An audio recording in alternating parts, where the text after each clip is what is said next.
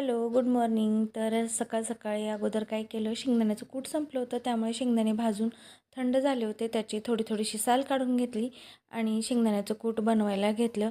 हा डब्बा गच्च भरून ठेवला शेंगदाण्याचा कुटाचा, की म्हणजे भाजीचं टेन्शन जातं. म्हणजे जास्त करून तर भाज्यांमध्ये कुटाचा जास्त वापर होत असल्यामुळे ते अगोदर काढून ठेवणं आवश्यक आहे. म्हणून त्या अगोदर ते सगळे शेंगदाणे भाजले आणि कूट बारीक काढून डब्यामध्ये ठेवून देते. बाकीची पण कामं करायची होती आणि सकाळी फार ऊन पडलं होतं, त्यामुळे आज ठरवलं होतं की मोठे कपडे जे असतात पांघरून मोठे, तर ते धुवून टाकायचं. पण थोडंसं आभाळ पण येत होतं, मग धुवू की नको चालू होतं.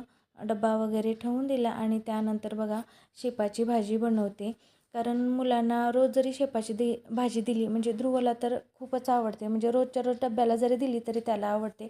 तर इकडे लसूण फोडणी टाकली लसणाची तेलामध्ये आणि छान म्हणजे त्याच्यामध्ये भाजी स्वच्छ निवडून घेतली होती. ती कट केली आणि टाकली. त्यामध्ये मुगाची डाळ टाकली, शेंगदाण्याचं कूट, मीठ आणि मस्तपैकी तेलामध्येच त्याला पाणी सुटतं. एक्स्ट्रा पाणी बी टाकायची गरज नाही. तर छान अशी शेपाची भाजी बनवून तयार झाली. खूप छान वास पण येत होता.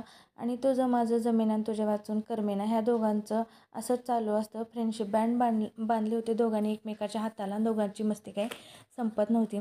मग इकडे ज्या मोठ्या वाकळा वगैरे असतात किंवा पांघरून अंथरूण, तर ते सगळं मी पाण्यातून 2-3 वेळेस चांगलं पिळून वगैरे काढलं होतं.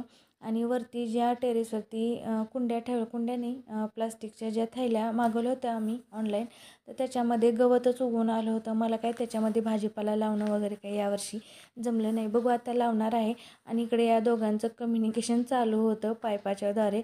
या दोघांची मस्ती तर सतत चालूच असते. आणि उपवास होता त्यामुळे मग साबुदाण्याची खिचडी खाली, आरूला पण दिली. आणि डिरेक्टली रात्री जेवणामध्ये मी अख्खा मसूर बनवते.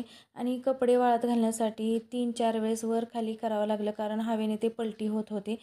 तर त्यामुळे मग ते वाळे खाली घेऊन आली आणि संध्याकाळचा स्वयंपाक अख्खा मसूर आणि चपाती. तर असा होता आजचा मेनू आणि असा गेला आजचा दिवस. चला भेटूया अशाच एका नवीन व्हिडिओसोबत.